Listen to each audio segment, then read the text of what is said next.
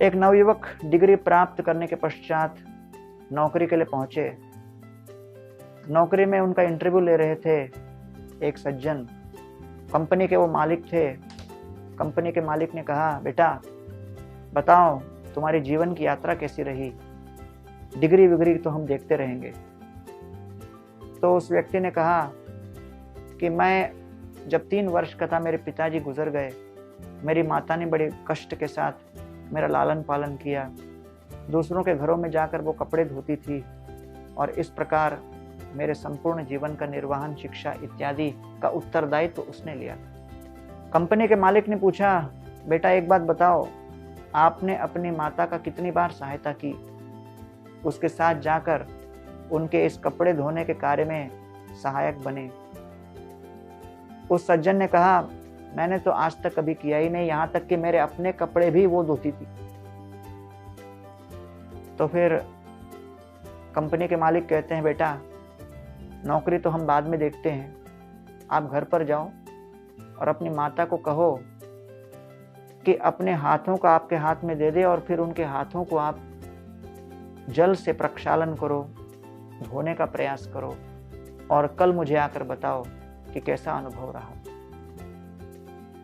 यह नवयुवक डिग्री लेकर नौकरी के लिए आया था।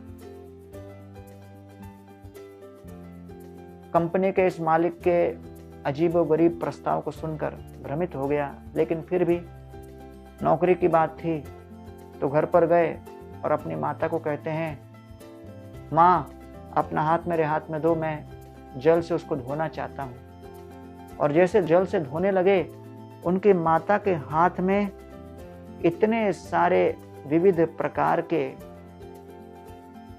लकीर देखकर और चोट लगी हुई अवस्था को देखकर उसका हृदय द्रवित हो उठा, उनकी आंखें भर आई।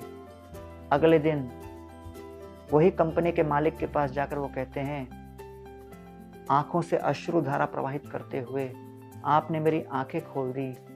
कल मैंने अपने माता का जब हाथ धोने का प्रयास किया तो मैंने देखा कि पिछले 25 वर्षों में उसके हाथों में कितनी चोट लगी थी, कितना दर्द उसने सहन किया था। मेरा हृदय मेरी माता के प्रति कृतज्ञता से भर उठा।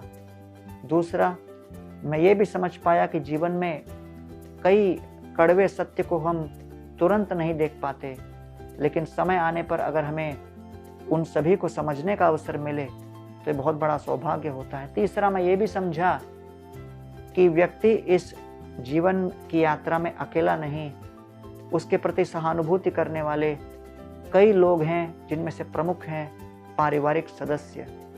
और मैं ऐसा परिवार प्राप्त करके अपने आप को बड़ा ही कृतार्थ मानता हूँ।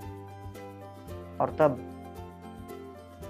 उस कंपनी के मालिक ने उस नौजवान व्यक्ति को देखकर कहते हैं, बेटा तुम्हारे डिग्री के मार्क्स तो बड़े अच्छे थे, तुम्हारा सीवी भी बड़ा इम्प्रेसिव है और अब तक की आपकी शैक्षणिक यात्रा बड़ी सफल रही, लेकिन मैं इस कंपनी में केवल कैरियर से प्रेरित लोगों को नहीं रखना चाहता। मैं चाहता हूं कि उनका कैरेक्टर अथवा चरित्र भी अव्वल हो। मैं चाहता हूं कि लोग इस कंपनी में ऐसे आएं जो समझें कि मेरे इस करियर में आगे बढ़ने के लिए कई लोगों के कष्ट को मुझे सम्मिलित करना होगा। इसलिए जो इस कार्य को सफल करने में जितने लोग हर प्रकार से कष्ट उठाएं, उस कष्ट और दुख को समझने की क्षमता उस व्यक्ति में हो। दूसरा, जो भी व्यक्ति प्रयास करके हमारे उन्नति में योगदान दे, उसके प्रति हमारे मन में अवश्य ही कृतज्ञता की भावना होनी चाहिए, सकारात्मक भावना होनी चाहिए और हम समझ सकें कि कितना बड़ा योगदान उन्होंने दिया है।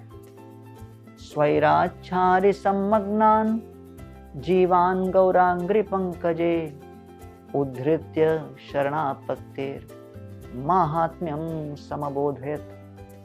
महान संत पुरुष जीवों को भगवान की महिमा के विषय में बोध कराने का प्रयास करके उनकी सेवा में सम्मिलित करने का प्रयास करते हैं, क्योंकि यह जीव भव सागर के लहरों में गोते लगाते हुए इस बात को कई बार भूल जाता है कि मैं अपने जीवन में जो श्वास वायु, जो जल, जो भोजन का एक कण स्वीकार कर पा रहा हूँ, वो केवल पूर्ण पुरुषोत्तम भगवान श्री कृष्ण की असीम अनुकंपावश उनके द्वारा प्रदान किए जाने पर प्राप्त कर पा रहा हूँ।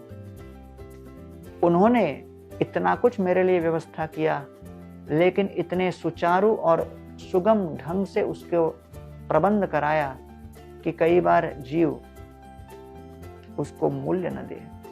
आइए हम अपने हृदय में उस भगवान श्री कृष्ण के प्रति कृतज्ञता व्यक्त करें और मन में इस संकल्प को बांध लें कि हम उनके चरणों की सेवा करेंगे और अपने जीवन को सफल बनाएंगे।